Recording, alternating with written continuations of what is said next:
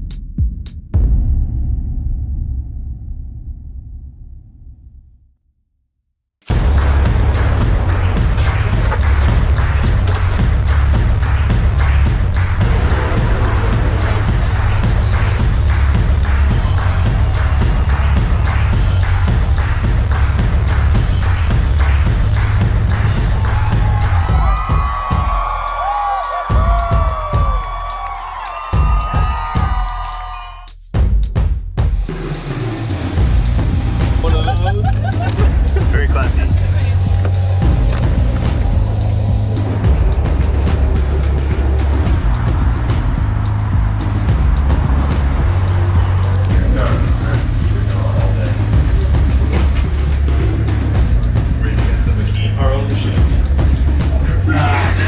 I will deliberately slow the thing down out of rage if you taunt me. I won't even mean to.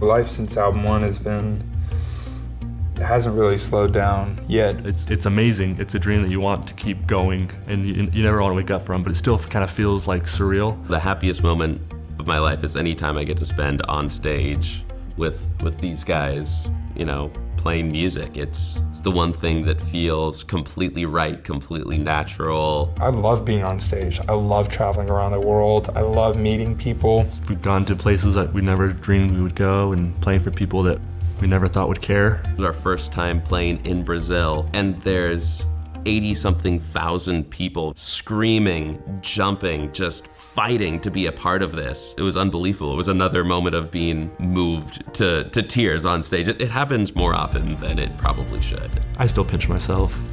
I do. When I step back, it's like, wait, that's not normal at all. You know, meeting your heroes or playing for 100,000 people in Germany where like you never thought you would even get a visit in the first place, let alone as a band. Did I ever think we were gonna be at this point and at this level? Like, no. Like, in my wildest dreams, this has far surpassed anything I was even conceiving. Ready? Audio would be good, yeah. Okay, got our new track on Dig I need some audio, my bad. I went ahead of myself. You're fine. Okay. Hey, we're Imagine Dragons. Click the banner and listen to our new track on Digster Hits. Hey, we're Imagine Dragons. Click the banner and check out our new track on Digster Fresh. Click the banner and listen to our new track on Digster. Listen to Digster Hits to listen to Digster. Digster Hits to discover new music from our album. Okay. Listen to Digster Hits. Busted. Click the banner and check out our new track on Digster. Okay. I actually messed it up. It wasn't even you. Hey Germany, we're Imagine Dragons. Check out Digster. Sorry. Big tickle on my nose there. Oh my gosh. Check out Digster's Mega Hits playlist. Hey Germany, we're Imagine Dragons. Hey Finland, hey Italy, hey Denmark, hey Portugal, hey Spain, hola amigos, hey Australia, massive news. We're coming to you this March and we can't wait. See you down under. Do you want to do it one more time, just a little more? Yeah. You want me to say a little more natural, massive news. That's like something I would never say. I feel like someone was trying to write that in like an Australian way, like massive news. That's exactly what's happening there. You can word it however you want. Hey Australia, we're Imagine Dragons, and we are coming to see you this March. We're extremely excited and can't wait. We'll see you down under. Oh, that was good! So natural. So hard for me to not interject with throw another shrimp on the barbie. You know when a spaceship is like orbiting the Earth and it's like, for their perspective, it was only like 3 or 4 days. But because you're going close to the speed of light and relativity and all that stuff, on Earth, like years have passed. And that's what it feels like being on tour for us. Like that life is still going on at a normal rate for everyone else. So you get in touch with your friends and you'll be like, I know you're married, but like, oh my gosh, you're gonna have a baby soon. Like I didn't even know this.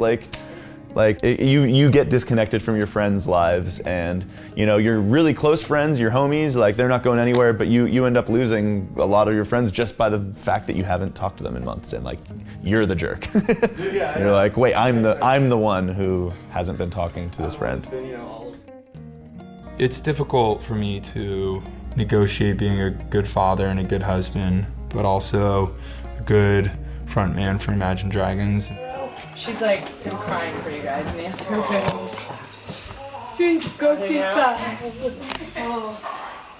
I know. It's time to leave. She just wants to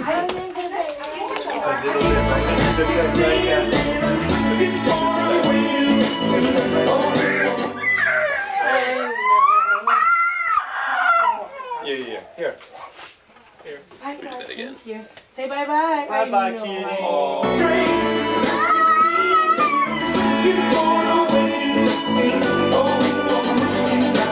You turn me up.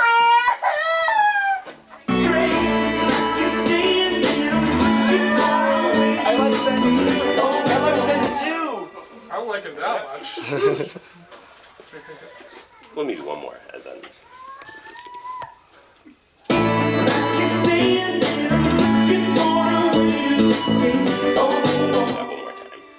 Being a dad is awesome. It's the best thing I've ever done, I think. It's challenging because you miss him a lot and you're gone a lot and he's at home and you worry about if you're a good dad or if you're a deadbeat, that, you know, if he recognizes you. And I know Dan has that same struggle with Arrow. He's felt a lot of it. He's felt more of it than I have, to be honest, because we were still grinding a lot in Europe and we were gone all the time when Arrow was growing up, and he spent the first year of Arrow's life, he really wasn't there a lot, and so my heart always kind of went out to him, and now I kind of know how he feels. Like to not have your kid on the road is really hard. Just looking at the tour schedule, you can see how hard they work. You know, they've had little breaks here and there, but they've really been like working straight for 2-3 years. And even before that, the real grueling every day, going around the world, performing, singing, not seeing your family, that takes it out of you. I think we were all kind of had this dream of finishing the album and then learning how to be like normal humans again. I feel like we haven't really arrived yet. We don't feel like it's like, okay, this is a life, let's sit back and enjoy it. Like in this musical climate, that's not a thing anymore. Like you can't do that. If you want to schedule something fun to do with your parents or your best friend for their birthday or something, you can't really be like, well, October 7th is a day we can't touch, because some amazing opportunity is going to come up. You say, sorry, friend or parent, I'm a bad person and I can't fulfill my obligation to you. There's moments where we feel guilty, honestly. There's moments where we felt guilty about being on the road for as long as we've been and not connecting with people. After years of this building up and being like, we get a plan in place somewhat so I can have a vacation with my family or something totally unreasonable like that. So at the end of this meeting, it was like a huge be careful what you wish for moment. It was like the next 2 years are charted out and it looks so intense. There's been a lot of struggle there. We've had a lot of times on the road that things weren't going smoothly. A lot of times when we really were close to just exhausted, but we always managed to pull each other back together. It was actually very much like the hard times of the band before we made the album. Back then we would have these meetings every couple of months where we would all sit down on the floor and remind each other of why we are doing this, of how this is just the hard part of fulfilling really the dreams that we've had since we were a kid. And we've had those moments on the last world tour over the last 2 years. It's really done amazing things to pull us even closer together. Like, we've always been friends and we've always been on the same team, but this last couple of years has really pulled us together even tighter, really kind of solidified us as a family. If you're being stupid, your brother is going to tell you, hey, you're being stupid. And the second that your brother feels like he can't tell you that, well, then something's wrong. As long as we can continue to have that relationship with each other, I think that the health and the mental health of the band will be good. And the second egos creep in, then we'll quit. We've all strangely stayed pretty much the same people through all of this, and I think that's what we're like pop stars or like other bands maybe get into trouble, is because like they don't have those people that keep them in check, and they don't have people that keep them grounded. I think our band does a pretty good job of not letting it ever get to the point where anyone can be a diva, because like, hey, remember me? Like I was the one that like pulled you out of that canal when you fell in, like, or I'm the one with you when I got electrocuted on stage. Every time I would touch the string of my guitar, I would get electrocuted. Like that was me. So those things keep it real. They really have, have adjusted really well, because our success has been, pretty quick. There's not a lot of bands that have the success that we've had in this space of time we've had it. So, to adjust to all of that speaks volumes to like just, I guess the people around them, their families and stuff. By the way, you don't have to be like a shithead to get lost in it. Like it can happen to like, anybody. I don't know if I would adjust that well to it, honestly. Like as a, I don't think fame and success, it changes your whole entire life. This is absolutely what I want, and I wouldn't trade this for anything. And I'm all the sacrifices I'm mentioning, I am like so happy to make, and I'd sacrifice them all over again. No matter how bad you feel, you could just break your leg right before the gig. You get onto stage and somehow you are healed. It's a miracle that lasts for just the 90 minutes or 2 hours that you're out there. And then afterwards you feel like you were run over by a bus. But for that time on stage, all is right and you can accomplish anything. You are invincible. I don't really have a lot to say tonight. I don't really know how to put it into words. I don't know what to say. To be perfectly honest with you, to be here tonight, this is just so... This means a lot to us. It means so much to us.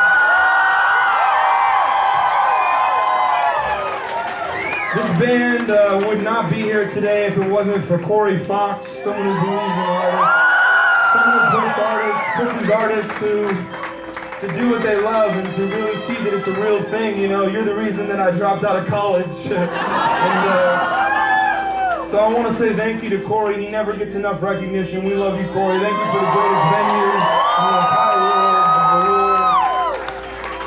I look out tonight, I see people, Penny, Michelle, people who've been here from the very beginning. You guys mean the world to us. Thank you for being here tonight. Thank you for being a part of this. And I know that there's many more out there who've been following us for years, and I can't express to you how grateful we are. So thank you so much for having us. Let's just try recording that. I might do a few guitars, just make sure I have the right guitar. You want me to deal the yeah. album?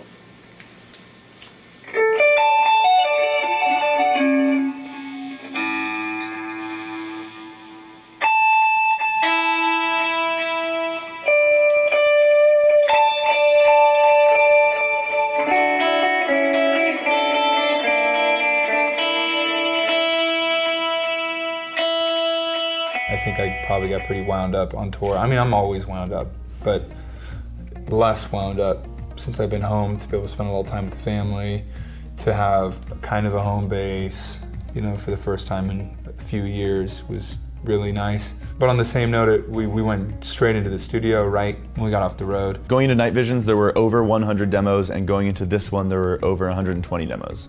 But I mean, if you think about it, like over the course of, 2 years, that's like just over 700 days.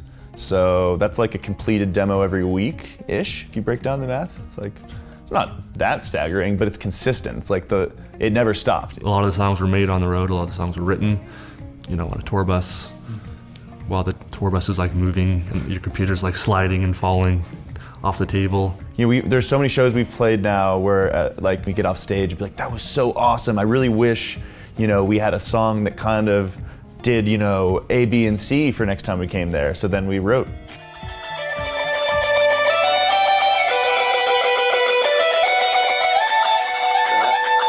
I would send Dan little snippets of guitar parts probably every couple days, like a different idea that started on guitar.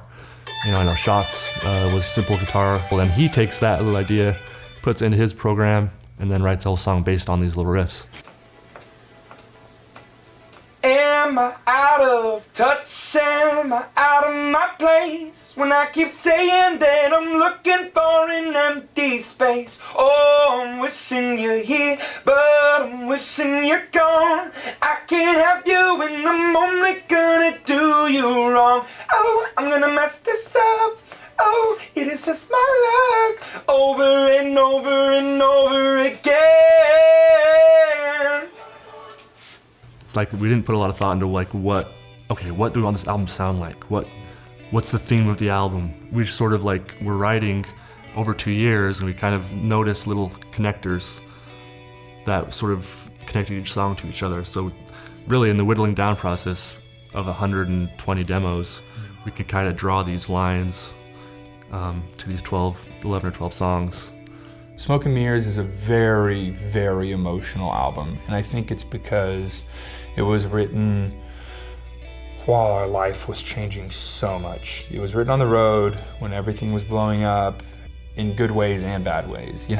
Things were blowing up for the band, but things also emotionally for me were blowing up in weird ways. For sure, Dan, I know he's had some hard moments personally for him, and I see those come out in certain lyrics that he writes. Especially, I remember we were in a hotel room somewhere in the Midwest doing a tour in the US, and it was really late at night. We were both still up. It had kind of been a long night. Something was wrong, and he sent me this song at I think it was 3 a.m. called Smoke+Mirrors, and I heard it and I just kind of cried. It was definitely a song that I wrote in a very kind of, it was like the highest highs and the lowest lows of my life, and that was probably one of the lowest lows for me. Honestly, when I wrote it, I had no intention for it to be on the record, because I really thought it was too dark for the record, because I felt like it was the darkest thing that I had really written to that point. I'm afraid that someone can hear the song and know exactly what I'm saying, and that's actually one of my biggest fears, because it's so vulnerable that a lot of times artists, I think,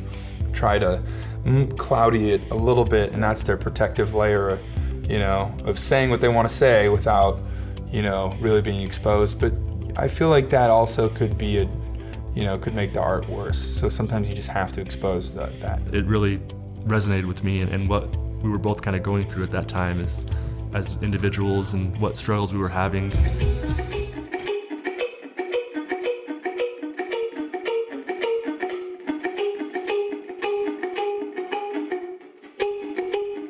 It's like no amount of success, no amount of awards are a free pass.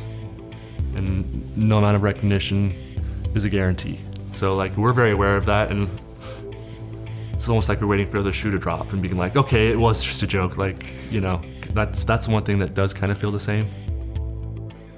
How many Ass Masters? Tell me how.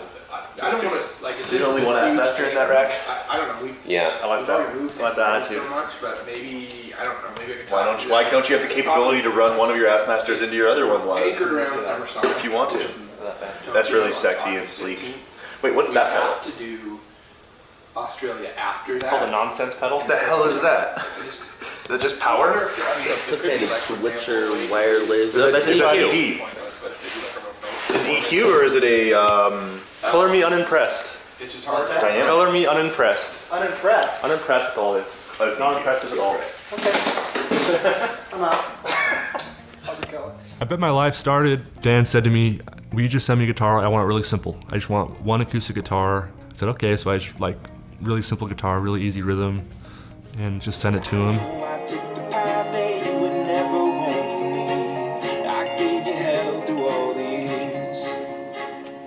He came back with Bet My Life, the demo, which was awesome. It was, I can already tell it was special even then. It was a matter of, okay, how do we produce this song? You know, we tried doing like a more acoustic thing, we tried doing more of a rock thing, and eventually we landed on kind of this gospel thing. Daniel, I'm Ben. Dan. Very nice to meet you. So come on. We quickly rounded up a local Las Vegas choir, and miraculously they were able to come in the next day. So many sleepless nights where you were waiting for me. Well, I'm just a slave unto tonight. So maybe let's start just like.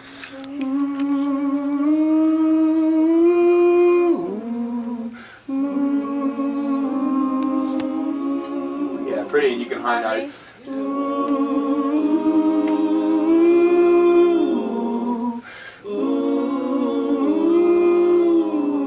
Pretty, yeah, just harmonize. And we showed them a few different parts, and they did their thing, and it was awesome. We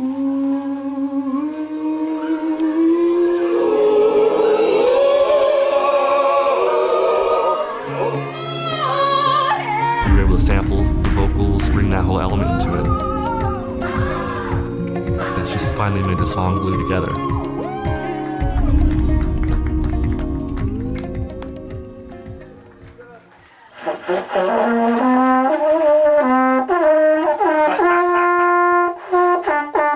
I think it would sound pretty I can't awesome. get up there.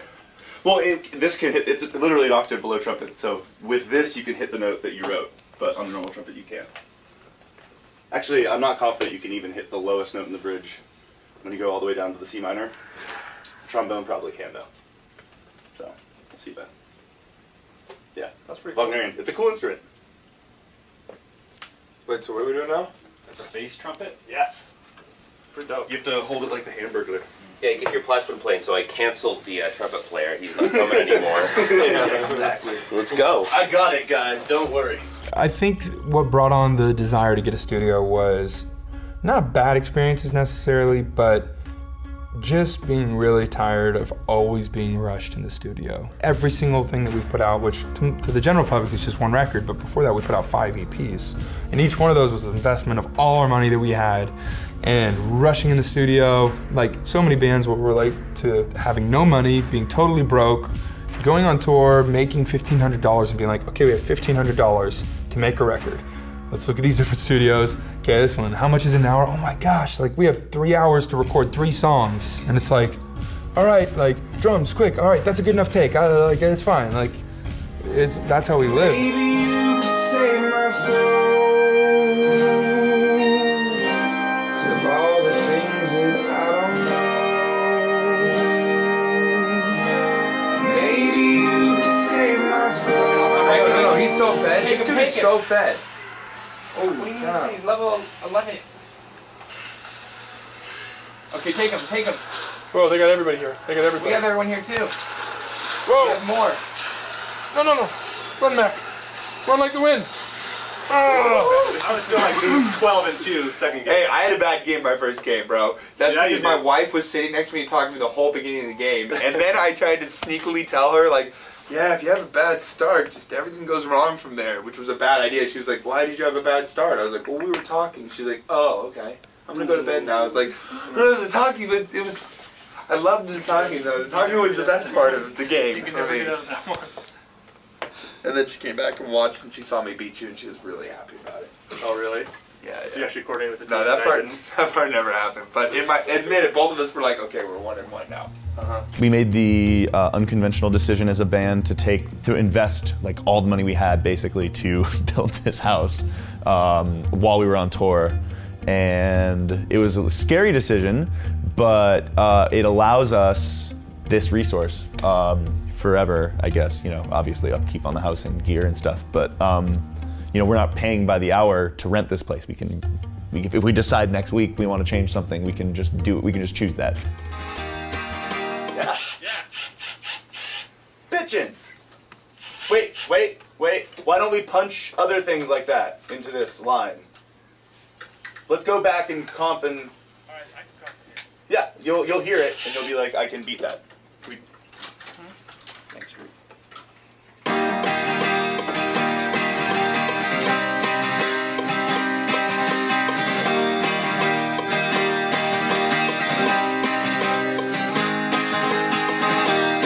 I bet you can comp the second time I go through. Take that for the first time. So do the first time twice? On paper, we had set aside a big chunk of time to just come in, work on the album, but in actuality, because of the success of Night Visions, we had some opportunities come up that we just couldn't say no to. We were invited to Hong Kong to work on the Transformers movie with Michael Bay. We ended up working on the soundtrack with Hans Zimmer, who was one of our heroes, and Steve Jablonsky. It was this incredible, inspirational process. We ended up doing a performance of all the music that we composed with a bunch of traditional Chinese drummers for a bunch of fans out in China. It was this huge production. It was one of the biggest things we'd ever done.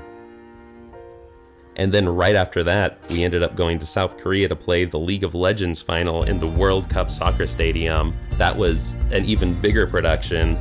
And right on the back of that, we had the first ever live broadcast filming of a commercial for the Grammys, which was another huge production, another huge opportunity. These things just came one after another, and it ended up with us putting the album on the back burner for a little bit. Yeah, no, having the studio has almost been a necessity for us in our schedule. I think this is the only way that this album could have been made, is in our own space. Our flow is very chaotic. We're used to like coming in and out and doing this and that, and so I feel like our flow would actually be more thrown off if it was like, go to a farmhouse and like just work for 6 months. Nobody's gonna bother you. Like we'd be like, huh? Like, I don't know how to do this. Like we actually have to have that chaos to kind of thrive a little bit. I think it's probably like the Vegas-ness of the band or something.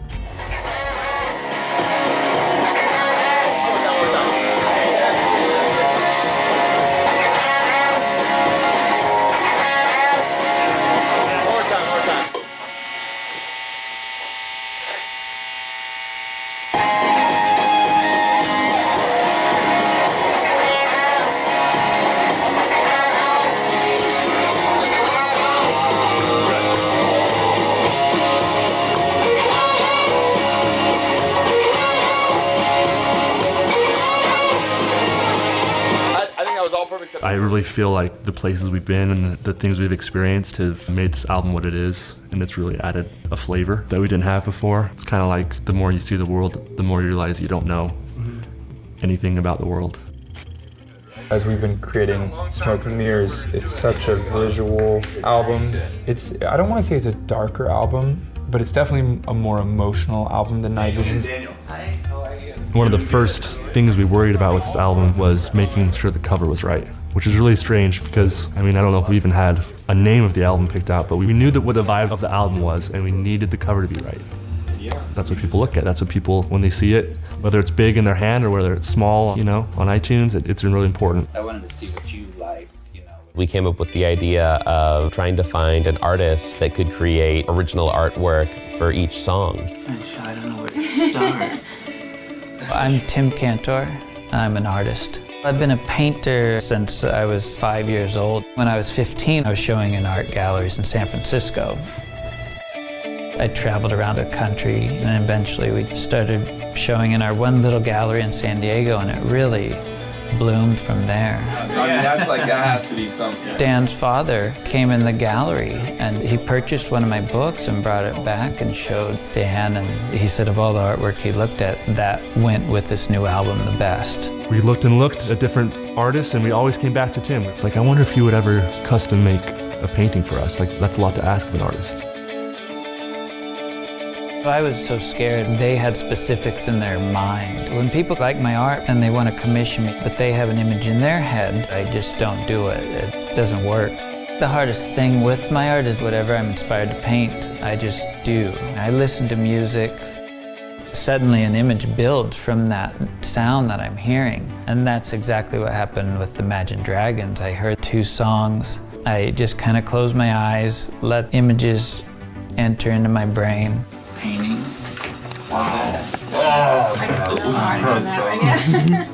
What's so nice is they're really open to letting me paint what images come into my mind from their music.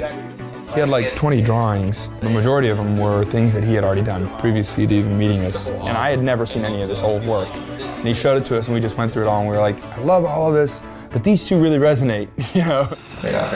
What's fascinating is of everything I've shown them, the 2 that they were drawn to most were the 2 that I painted based on the songs that they sent me. So there's something else going on that I can't explain. After the fact, he was just like, sat there, it was just like this weird moment of like Twilight Zone.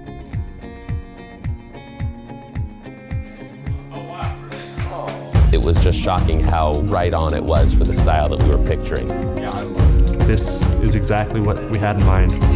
All those months ago when we were like worrying about what is this album gonna look like, we saw the one with the hands up like this, having this bird sort of flying out, you know, wanting to escape, and it was just immediate. It's like, there you go. That's the cover of our album. Imagine Dragons, they called me, said they're going to bring your paintings to life. The whole video is going to look like Tim Cantor art. And I was like, wow. The concept of this video, we are trying to take the magnificent artwork of Mr. Tim Cantor and bring it to life and insert the band in there also. And the way we've chosen to do this is a giant green screen shoot. I think it's going to be a total like art gallery experience. The thought of my paintings coming to life on film is really amazing. You're the sad one, sorry. You're the powerful one. That's been fun, seeing all these characters go by that I'm like, oh, I painted that character there. As an artist, you wish for the greatest audience you could reach, but in the art world, you are kind of limited with paintings. This is giving me that crossover to reach, you know, millions and millions of people that would have never seen my art. And it's a dream. I don't even know how to explain it. It's beyond words.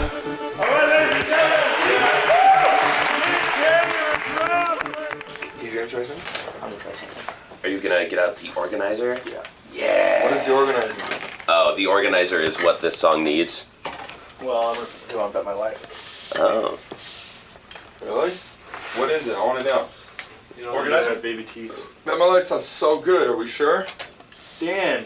I know. I just wanted to say that because I Don't knew be it a pissed you naysayer. off, bro. That's On the only bridge of my reason Bet My it would Life? piss you off. Is there man? Huh? Bridge? Bridge. Sweet. Don't forget, you also got Cathedral and Pog. Pog could be sweet. You know the Baby Teeth acoustic part that has the octave thing? It's gonna make it sound like this is playing through a radio in heaven and an angel's listening to it. Yeah. I don't know, man. I don't even think we should try it. I'm gonna punch you in the face. Let's do that and move it back.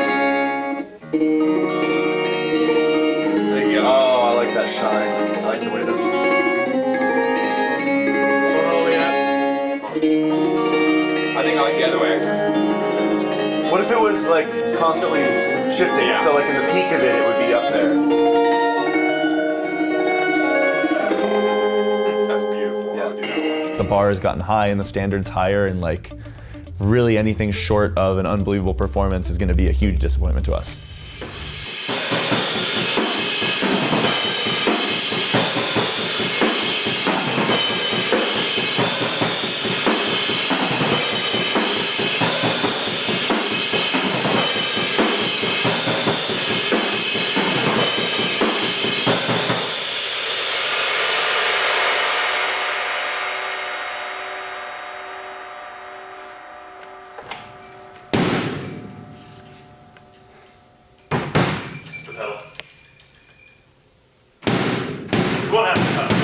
It's all about.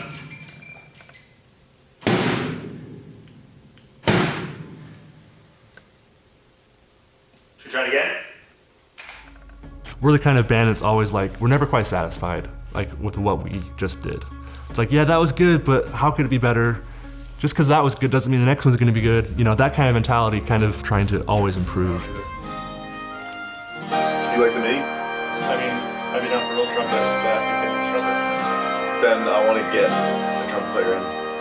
Play it. I think that using a real trumpet will feel, that's very sterile to me. I think if that's a real trumpet, like blasting that, it'll feel great. Yeah, maybe real trumpet. No, I could get a real trumpet. But I mean, it's just like trumpets, period. Like, we're just setting ourselves up. I know.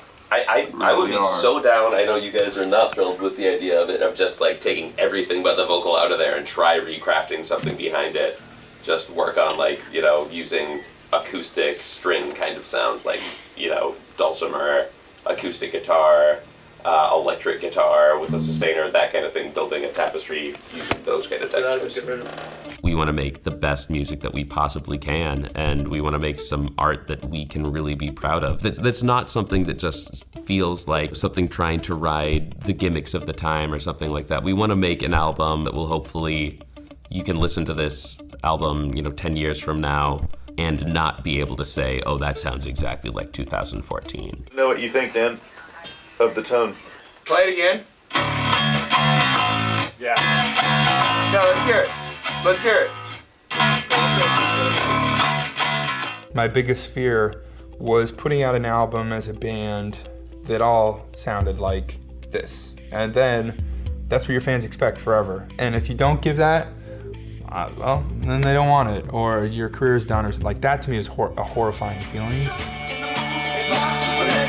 Yeah. Hey guys. It hits a little, yeah. Riot, they need... I can replace just that first one if it's bothering you. They need tracks like today or tomorrow from Alex if they're going to start working on it at all. What do we want to do? You guys have thoughts about the... With regards to the version he just sent? Yeah, they want to have something that they can start building off of or working on, or at least be able to hear it and see where it's at. To be honest, I haven't listened to the version he sent. Oh! Oh my gosh! I'll listen to it and let you know.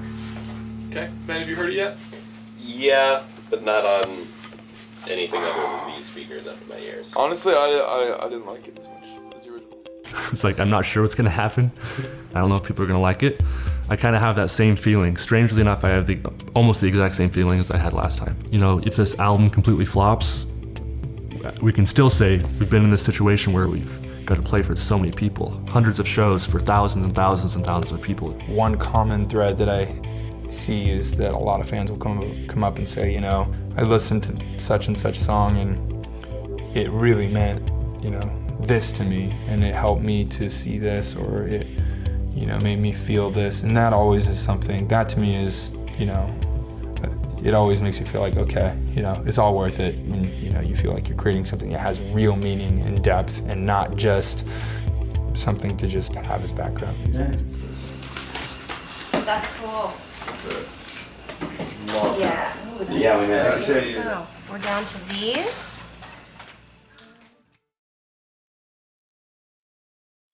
You know, anytime that you're getting towards the end of a chapter, you know, the end of making an album, the end of a tour, you kind of have to pause and reflect on, you know, where you are, where you were. I definitely have always wanted our music to lift people up. Even if the song or the subject matter isn't always positive or happy, like, that doesn't mean that the message behind it can't be. What pushes me is when I see that we are making an impact in the world that I think does something for good.